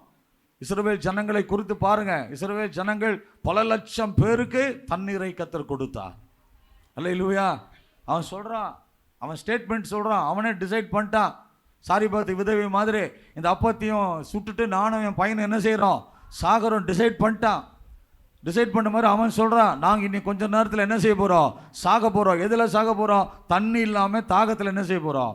சாக போகிறோம். அப்படின்னா ஆல்மோஸ்ட் அவன் ரொம்ப நேரமாக தண்ணி குடிக்காமையே அவன் ட்ராவல் பண்ணுறான். இங்கே கடிச்சிரும், அங்கே கடிச்சிரும், அங்கே கடிச்சிரும். அவனுக்கு அந்த தண்ணி இல்லாமல் கடைசியில் அதுக்கு மேலே நாம ரெண்டு போயிடுச்சு. அடுத்தது இதுக்கு மேலே உயிர் விடுறது தவிர வேறு வழியே இல்லைன்ற இடத்துல தான் அவன் முறுமுறுக்கிறான். மோசையை பார்த்து முறுமுறுக்கிறான், எங்களை கொல்றதுக்காகவா, தாகத்தால் எங்களை சாகடிக்கவா வந்தீங்கன்றான். ஆனால் இவனுக்கு எப்போ தாகம் ஆரம்பத்தில் ஏற்பட்டுச்சோ அப்பயே இந்த கண்மலை கூட தான் இருக்கிறார். அல்லேலூயா. ஆண்டவர் அதுக்கப்புறம் மோசே ஜெபம் பண்ண பின்னாடி கண்மலையாக வரவில்லை, கண்மலையாக வரவில்லை. ஆண்டவர் என்னைக்கு தாகம் ஏற்பட்டதோ அன்னைக்கே ஆண்டவர் அந்த நிமிஷமே கண்மலையாக பக்கத்தில் நிற்கிறார். ஆனால் நம்ம கண்மலையை நோக்கி பார்க்காம வெடிக்கப்பட்ட தொட்டிகளை என்ன செஞ்சுட்டு இருந்தோம்? பார்த்துட்டு போனதுனால தான் அவங்களுக்கு என்ன கிடைக்கல? தண்ணி கிடைக்கல. அங்கே எல்லாம் எப்படி ஆயிடுச்சு போனானுக்கா? வறண்ட நிலத்தை போல அவங்க போனாங்க. ஆனால் கண் திறக்கப்பட்ட பின்னாடி தான் மோசையை முறுமுறுக்கிறா. மோசைக்கு வெளியே இல்லை. அவன் கண் எப்பவுமே யாரை தான் பார்த்துட்டு இருந்தான்? வானத்தை பார்த்துட்டு இருந்தான். ஆண்டவரை பார்த்தான். கர்த்தர் சொன்னார், கவலைப்படாத, அதை போற உனக்கு முன்னாடி ஒரு கண்மலை உருண்டு வந்துக்கிட்டே இருக்குது. அதை கூட நீ என்ன பண்ண? அதை நீ பேசுனா அப்படின்னா சரி, எதா ஒன்று தண்ணி வந்துச்சா? அல்லேலூயா. ஆமாம். அப்போ அந்த கண்மலை அது வரைக்கும் எங்கே போச்சு? அந்த கண்மொழி தான் கல்வாரி சிலுவை வரைக்கும் உங்களுக்காக அண்ணி அவங்களுக்கு தண்ணியை கொடுத்துச்சு வாழ்றதுக்கு. இன்னைக்கு இயேசு ரத்தத்தையே கொடுத்து உங்களை என்னையும் வாழ வைத்து கொண்டு இருக்கிறார். அல்லேலூயா. அன்னைக்கு அவர்களுக்கு கொடுத்தது அந்த கண்மொழியாக கிறிஸ்துவனுடைய அந்த தண்ணீர், ஜீவ தண்ணீர். இன்னைக்கு அவருடைய ஜீவனை தரக்கூடிய இயேசுனுடைய ரத்தத்தை இன்னைக்கு நமக்கு ஆண்டவர் கொடுத்திருக்கிறார். சொன்னா ஆண்டவர் நமக்கு அந்த வறண்ட இடத்துல தேவன் நீர்க்கால்களாக இருக்கிறார், நீர்க்கால்களாக இருக்கிறார். வசனம் நீங்க வாசி 105வது சங்கீதத்தினுடைய 41வது வசனம் சொல்றாரு, கண்மலையை திறந்தார், தண்ணீர்கள் புறப்பட்டு வறண்ட வெளிகளிலே ஆராய் ஓடிற்று. அல்லேலூயா. வறண்ட நிலத்துக்கு ஆண்டவர் எப்படி இருக்கிறாரு? நீர்க்கால்களாக இருக்கிறார். நிறைய பேர் நீரை தேடி போறாங்க கிணறுல. அதுக்கு பல வித்தைகள் எல்லாம் வச்சுருக்கிறான். ஒருத்தர் தேங்காய் எடுத்துன்னு போகிறாரு, என்ன பண்ணுறாரு தெரியுமா? தேங்காய் எடுத்துன்னு அப்படியே போகிறான், தேங்காய் உருண்டுது. அது எங்கே ரொம்ப அதிகமாக ரொட்டேட் ஆகுதோ அங்கே என்ன செய்கிறான், தண்ணிக்குதுன்றான். இன்னொருத்தர் அந்த விண்டிவேல் குச்சி மாதிரி ஒன்றை வச்சுட்டு, பிச்சிஸ் குச்சி அது மாதிரி நீலகிரிலெல்லாம் பிச்சிஸினுடைய அந்த கிளையை உடச்சிட்டு போகிறான். ஒரு இடத்துல ஒரு மாதிரி கிளை எடுத்துகிட்டு போகிறான். 2 கையில் வச்சுட்டு இப்படியே போகிறான். அது அப்படியே என்ன பண்ணுது, சுற்றுது. ஒரு பாடியில் ஒரு வைப்ரேஷன். பல வித்தைகளை கண்டுபிடிச்சி நீர்க்கால்களை என்ன செய்கிறான், கண்டுபிடிக்கிறான். நீ எதையுமே தேங்காவை உருட்ட வேண்டாம், மாங்காவை உருட்ட வேண்டாம், எந்த குச்சியும் பிடிச்சின்னு போக வேண்டாம். நீ இருக்கிற இடத்துல இயேசுவேன்னு சொன்னா ஜீவ தண்ணீர் மேலே ஊற்றிடுவார். அதான் சொல்ற, தாகமாக இருக்கிறவர்களை நீங்க என்னிடத்துல வாருங்கள் என்றாரு, வாருங்கள் என்றார். அவர் தான் அழைப்பு கொடுக்கிறார். இன்னைக்கு ஒரு பாட்டில் தண்ணி 20 ரூபான்றா, 30 ரூபான்றா. இனி போக போக எவ்வளவு சொல்லுவான்னு தெரியல. ஆண்டவர் சொல்ற, இலவசமாய் நான் உங்களுக்கு தருகிறேன், இலவசமாய் தருகிறேன். இது யார் அப்படி சொல்ல முடியும்? எந்த கவர்மெண்ட்டும் சொல்ல முடியாது. இந்த தண்ணீரை குடிச்சா உனக்கு தாகம் வரும், நான் கொடுக்கும் தண்ணீரை நீ பருகினால் உன் வாழ்க்கையில என்ன உண்டாகும், ஜீவன் உண்டாகும், மறுபடியும் தாகம் வராது வாழ்க்கையில. அப்போ நீ ஒருவேளை வறண்டு போயிருக்கிறியா, வாழ்க்கையில வறட்சியில நீ இருக்கிறியா, நீங்க இயேசுவை முழுசா நீங்க நம்பினீங்கன்னா அந்த வறண்ட இடத்துல கர்த்தர் நீர்க்கால்களை அனுப்புவார். அந்த நீர்க்கால்களின் ஓரமாய் நடப்பட்ட ஒரு மரத்தை போல, இலையுதிராது இருக்கிற மரத்தை போல, எல்லா சீசன்லயும் கனி கொடுக்கிற ஒரு மரத்தை போல கர்த்தர் உங்களையும் என்னையும் கர்த்தர் வைப்பார். பொதுவா செய்தியாளர்கள் சொல்லுவாங்க, எல்லாத்துக்கும் மாச கடைசியில வரலாம், உங்களுக்கு எனக்கும் மாச கடைசி தான் மாசம் முதல் தேதியா இருக்கணும். ஏன்னு சொன்னா, ஆண்டவரால் ஆசீர்வதிக்கப்பட்டவர்கள் எப்பவுமே மீதியான துணிக்கைகளோடு வாழக்கூடியவர்கள். நல்ல சந்தோஷமா தட்டுங்க. ஆமா, நீங்க தட்டை பார்த்தானாக்கா ரொம்ப கஷ்டமா இருக்குது. நான் தான் மீதியா இருப்பேன், நீங்க எல்லாம் போயிருவீங்கம்மா தெரியுது.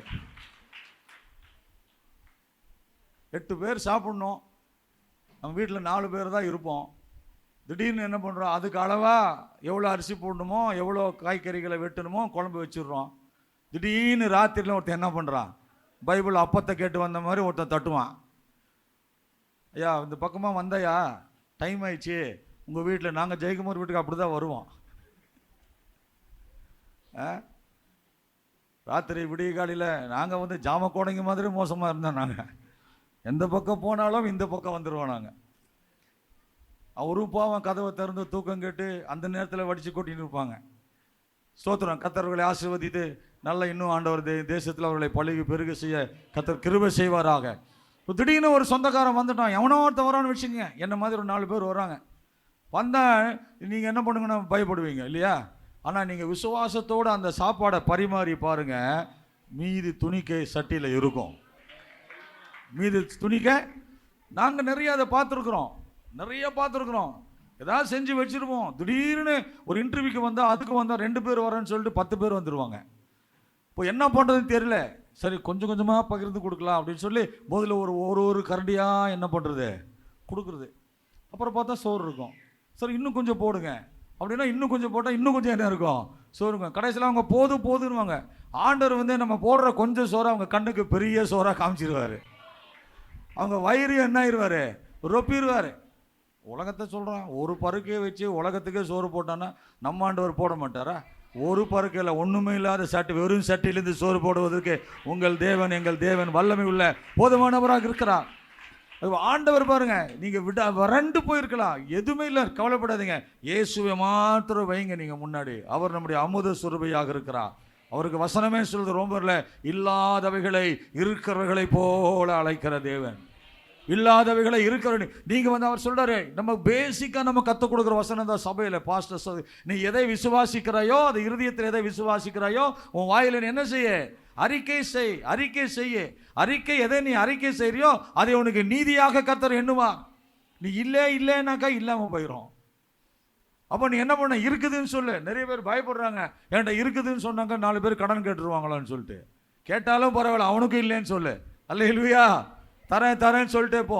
நீ சொல்ல சொல்ல சொல்ல உங்க வாழ்க்கையை கர்த்தர் ஆசீர்வதித்து கொண்டே வருவார்.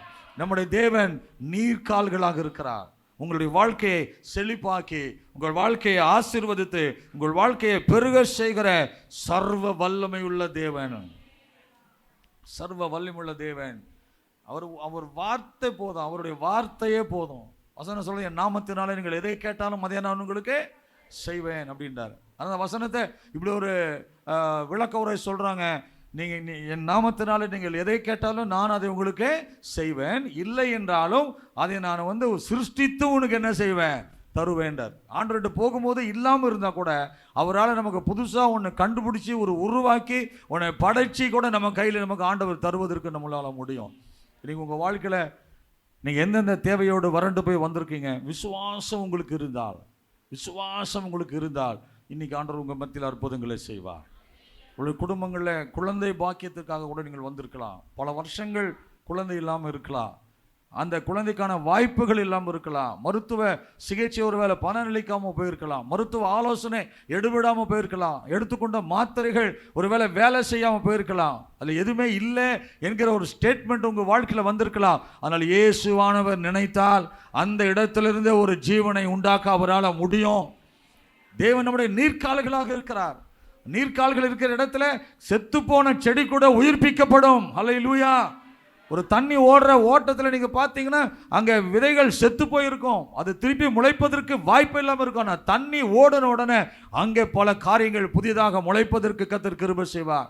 ஆண்டவர் சொல்லுகிறார், இந்த நதி எங்கெல்லாம் ஓடுகிறதோ ஓடுகிற இடமெல்லாம் ஆரோக்கியம் உண்டாக்கும்ன்றாரு.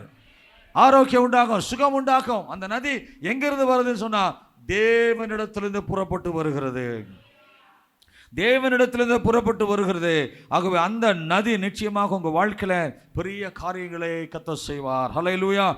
அப்போ ஆண்டவர் நமக்கு எப்படி இருக்கிறாருன்னா ஒதுக்காக இருக்கிறார், புகலிடமாக இருக்கிறார், நீர்க்கால்களாக இருக்கிறார். அடுத்து நம்ம பார்த்தோம்னா ஆண்டவராக இயேசு நமக்கு எப்படி இருக்கிறாரு? பெரும் கண்மலையின் நிழலாக இருக்கிறார். பெரும் கண்மலையின் நிழல்.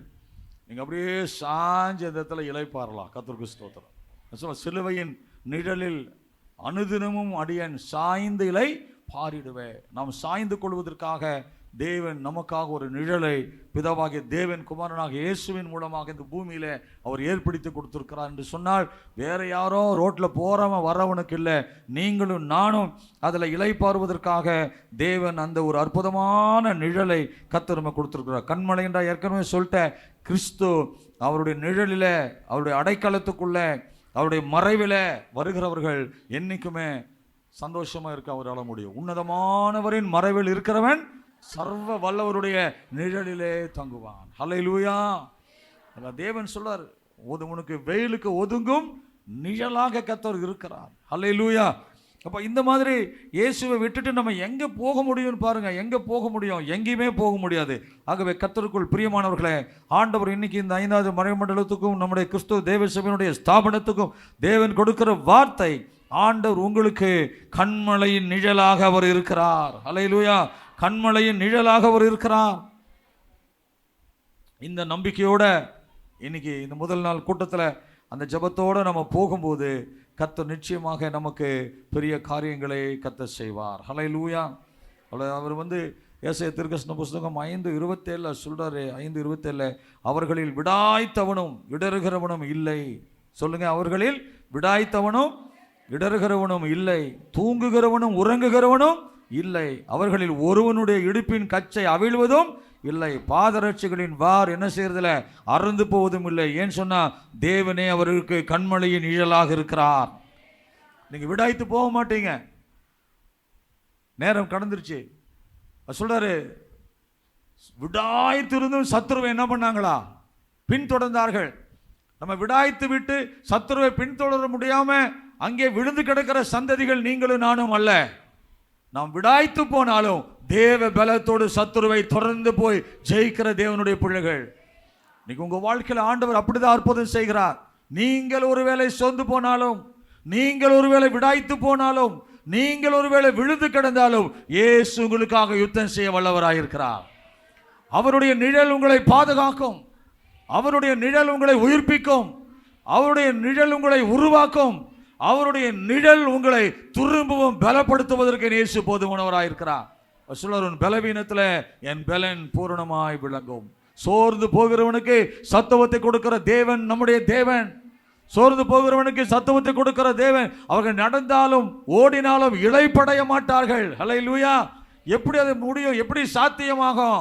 ஓடுறது என் பலத்தில் இல்லை, இயேசுவின் நிழலில் நான் ஓடுறேன். இயேசுவினுடைய கரத்தின் பலத்தினால நான் ஓடுறேன். ஆகவே நான் ஓடினாலும் என்ன செய்யறதில்ல? ஆமென், ஹல்லேலூயா. மேல் வீச்சு கீழ் மூச்சு விடுறது இல்லை. ஏன்னா எனக்குள்ள இருக்கிற அந்த மூச்சு காற்று இயேசுவினுடைய காற்று. அவர் தான் எனக்குள்ள சுவாசத்தை ஊதினார். நீங்களும் நானும் என்ன ஆனோம்? ஆமா, ஜீவாத்மாக மாறணும். எனக்குள்ள இருக்கிற காத்து சாதாரண காத்து இல்லை. அங்க உலகத்துல சொல்றோம், இந்த மூக்கு அடிச்சுக்கோ, இழு, இதுல விடு, இதுல இழு, இதுல விடுன்றான். அப்புறம் இழுத்து ரெண்டு மூக்கு தான் புண்ணாகும். விரல வச்சு அழுத்தி என்ன ஆகும்? மூக்கு தான் புண்ணாகும். நீ மூச்சை இழுக்க வேண்டாம், நீ விழுக வேண்டாம். உனக்கு இழுக்கிற மூச்சை ஒழுங்கா பாதுகாத்தாலே போதும், கர்த்தர் உங்களை நடத்திடுவார். அல்லேலூயா. தேவன் அற்புதமா நம்ம வாழ்க்கையை நடத்திட்டு இருக்கிறார். அவரே நம்ம மேல கை வைக்கிற வரைக்கும் யாரும் நம்ம மேல கை வைக்க முடியாது. அவர் ஸ்டாப் அப்படின்னா தான், அவர் வாட்சில் இருக்கிற செல்லை பிடுங்கினா தான் முள்ளு நிற்கும். உள்ள இருக்கிற அவருடைய செல் உள்ள இருக்கிற வரைக்கும் எந்த முள்ளு என்ன செய்யாது? நிற்காது. கொஞ்சம் பிசாசு அப்படி இப்படி வருவான். விடாய்த்து போகும்படி வேலையை பார்ப்பான். சோர்ந்து போகிற மாதிரி வேலையை பார்ப்பான். நீங்களும் நானும் சோர்ந்து போக மாட்டோம், விடாய்த்து போக மாட்டோம். எனக்கு அருமையான தேவ பிள்ளைகளே, கர்த்தருக்குள் பிரியமானவர்களே, கிறிஸ்தவ தேவசபை 5வது மறைமண்டலத்தினுடைய திண்டுக்கல் மாவட்ட கர்த்தருடைய தேவ பிள்ளைகளே, ஊழியர்களே, இயேசு உங்கள் பக்கத்தில் இருக்கிறார். அவர் உங்களுக்கு ஒதுக்காக இருக்கிறார். அவர் உங்களுக்கு புகலிடமாக இருக்கிறார். அவர் உங்களுக்கு எல்லா வகையிலும் அடைக்கலமாக தஞ்சமாக இருக்கிறார். இயேசு உன் கண்மலையின் நிழலாக இருக்கிறார். அவரே உன் வாழ்க்கை நீர்க்கால்களாக இருக்கிறார். ஏதோ இருந்தாலும் இல்லை என்றாலும் உன்னை வாழ வைக்கிற இயேசு. எத்தனை பேர் இன்னைக்கு நம்புறீங்க? இந்த நம்பிக்கையோடு போங்க. இது வரைக்கும் ஜெபிச்சு தேடி நான் அவருக்கு காத்திருந்து எதுவுமே நடக்கலையே அப்படின்னு நினைக்கிறவங்க யாராக இருந்தாலும் இன்னைக்கு ஆண்டவர் உங்களுக்கு முன்னாடி ஒரு திறந்த வாசலை தருவார். ஏசாயா தீர்க்கதரிசன புஸ்தகம் 32ஆம் அதிகாரம் 2ஆம் வசனத்தில் சொல்லப்பட்டிருக்கிற அத்தனை வார்த்தைகளும் வாக்குத்தத்தங்களின்படி தேவன் உங்களை பாதுகாத்து வழி நடத்தி ஆசீர்வதிப்பாராக. கர்த்தருக்கு மகிமை உண்டாவதாக. ஆமென். நல்ல பிதாவே, எங்கள் ஆண்டவராய் இயேசுவின் நாமம் மகிமைப்படுவதாக. இன்றைக்கி ஆண்டவரே, எங்களுக்கு தேவையான வார்த்தைகளை மன்னாவை எங்களுக்கு கொடுத்து எங்களை திடப்படுத்தி பலப்படுத்தி இந்த ஆசீர்வாதமான வார்த்தைகளை எங்கள் மத்தியிலே கொடுக்கும்படி உங்களுடைய மகனை ஏற்படுத்தினதுக்காக நன்றி. வார்த்தையானவர் எங்களோடு இடைப்பட்டதற்காக நன்றி செலுத்துகிறோம். ஆண்டவரே, உங்களுடைய பரிசுத்த நாமம் மகிமைப்படட்டும். தொடர்ந்து இந்த ஞாயிற்றுக்கிழமை வரைக்கும் ஆண்டவரே, உங்களுடைய பிள்ளைகளுக்கு வேண்டிய ஆகாரத்தை ஒவ்வொரு மூலியமாக கொடுத்து நீர் ஆசீர்வதிக்க வேண்டும் என்று செபிக்கிறேன். செய்தி கொடுத்த நம்முடைய மகனை கர்த்தர் ஆசீர்வதிப்பீராக. ஆண்டவரே, இன்னும் அவருடைய ஊழியங்கள் வளர பெருக கர்த்தர் உதவி செய்யுங்க. வந்திருக்கிற யாவரும் உடைய கரத்தில் ஒப்பு கொடுக்குறோம். இயேசுவின் நாமத்தில் ஜெபிக்கிறோம் நல்ல பிதாவே. ஆத்துமாவே கர்த்தரை ஸ்தோத்திரி, என் முழு உள்ளமே பரிசுத்த நாமத்தை ஸ்தோத்திரி. என் ஆத்துமாவே கர்த்தரை ஸ்தோத்திரி, அவர் செய்த சகல உபகாரங்களையும் மறவாதே. ஆமென். Praise the lord. கர்த்தர் உங்களை ஆசீர்வதிப்பாராக. Praise the lord. Praise the Lord.